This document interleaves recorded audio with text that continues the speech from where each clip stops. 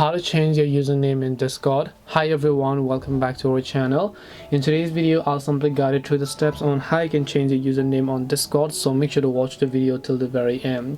If you'd like to change your username on Discord, it's actually very simple to do so, because all you have to do is just go to discord.com and you will see this type of interface where what you need to do is basically you want to make sure that you're logged into your account. Now you can also open the app if you think that's convenient for you.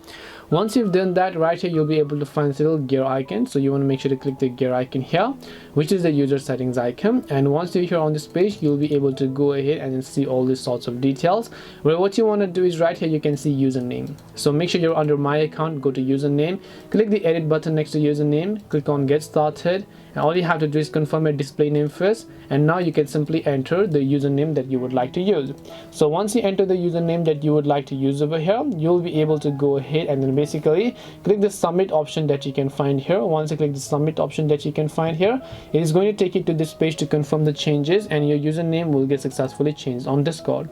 That's all it takes to change the Discord username. Hope this video was very helpful. If you have any questions, feel free to leave them down below. Thank you very much for watching till the end of the tutorial, and see you soon in the next video.